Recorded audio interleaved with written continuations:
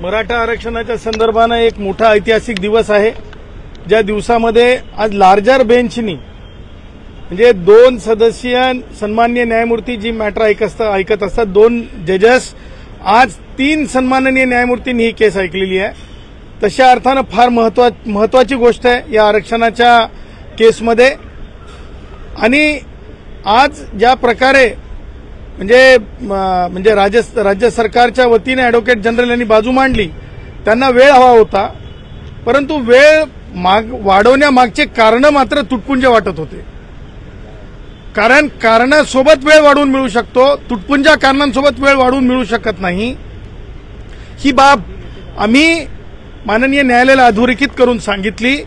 त्यानंतर आज माननीय न्यायालयाने माझ्या युक्तिवादाच्या नंतर मी स्पष्टपणे सांगितलं की ह्या केसमधलं महत्त्व काय, आणि त्यानंतर गोपाल शंकर नारायण यांनी सांगितलं की ते सुद्धा या आरक्षणाच्या विरोधात उभे होते।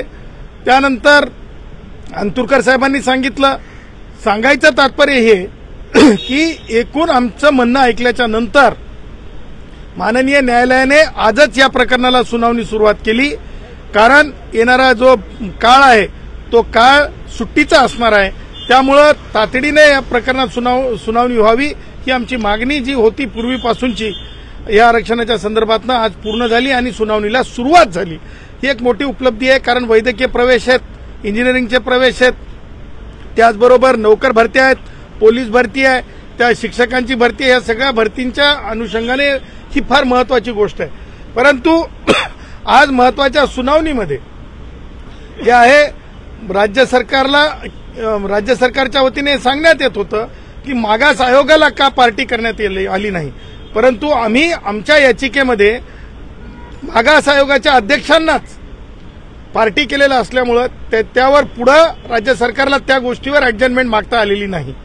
आता त्याही पुढे जाऊन सांगायचं तात्पर्य हे आहे की उद्याच्या येणाऱ्या सोमवारपासून पुन्हा या प्रकरणाला पुढील सुनावणी चालणार आहे। त्यामध्ये आळीपाळीने जे आम्ही याचिकाकर्ते आहोत, ज्यांनी या आरक्षणाला विरोध केलाय, त्यांची भूमिका मांडली जाईल। आज प्रकरणे हे दाखवून देण्यात आलं की साखर कारखाने, आज प्रकरणे दाखवून देण्यात आलं की आमदार खासदार कशा प्रकारचे मराठा समाजातून येतात आणि मराठा समाज हा मागास कसा ठरत नाही, हे आज प्राखर्याने आमच्या याचिकाकर्त्यांच्या वतीने एका याचिकेच्या संदर्भाने दाखवण्यात आलं।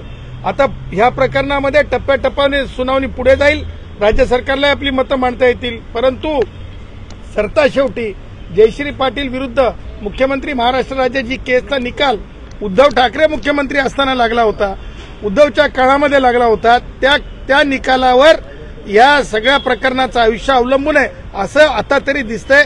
कारण जयश्री पाटलांच्या निकालामध्ये ज्या गोष्टी कन्सिडर करण्यात आलेल्या होत्या त्या गोष्टींचा ओहापोहा या प्रकरणात मोठ्या प्रमाणात येणाऱ्या काळात आपल्याला दिसेल आणि या प्रकरणाची सुनावणी जी आहे सुट्टीच्या अगोदर आणि प्रवेशांच्या अगोदर संपेल आणि निकाल येईल स्थगितीच्या संदर्भातलं असं अपेक्षित आहे।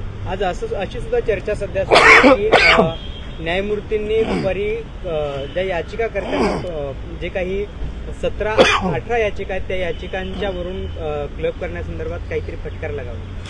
मराठा समाजाच्या वतीनं एक याचिका आणण्यात आलेली होती आणि ती याचिका अशा स्वरूपाची होती की ओबीसींच्या संबंधातली होती आणि त्याचबरोबर त्या याचिकेमध्ये 2 वेगवेगळे मुद्दे उपस्थित करण्यात आलेले होते। त्या उपस्थित मुद्द्यांच्या बाबतीमध्ये ह्यापूर्वीच न्यायालयाने आदेश दिलेला होता की ती याचिका जी आहे या प्रकरणाशी संबंधित नसल्याने त्या याचिकेला बाजूला करण्यात आलेलं होतं, डिटॅक करण्यात आलं होतं, परंतु आग्रहाने ती याचिका ह्याच याचिकेसोबत चालली पाहिजे असा आग्रह धरण्यात आला। त्यावर न्यायालयाने नापसंती व्यक्त करत त्या याचिकेला बाजूला काढलं असं सांगितल्यानंतर पुन्हा त्या याचिकेला ह्या त्रिसदस्यीय सन्माननीय न्यायमूर्तींच्या पीठासमोर ऐकता येणार नाही असं स्पष्ट केलं आणि फटकार लगावली। आता पुढील तुमची रणनीती कशी असणार आहे या सगळ्या? आमची रणनीती अत्यंत संविधानिक असणार आहे। आमच्या रणनीतीमध्ये आज मी सरता शेवटी हे सांगितलं माननीय मुख्य न्यायमूर्तींच्या पीठाला की कॉन्स्टिट्यूशनल मॅन्डेटच्या आणि कॉन्स्टिट्यूशनल फ्रेमवर्कच्या बाहेर मला तरी आर्ग्यू करण्याची गरज नाहीये आणि सरकारकडे अधिकार होते की नव्हते ह्या इथपासूनच सुरुवात होणार आहे. त्याच्यामुळे अधिकारांच्या नंतर आरक्षण आहे. अधिकार प्रथम आहेत आणि त्यामुळे अधिकार प्रथम त्या बाबतीत येणाऱ्या सोमवारी पहा काय युक्तिवाद होते.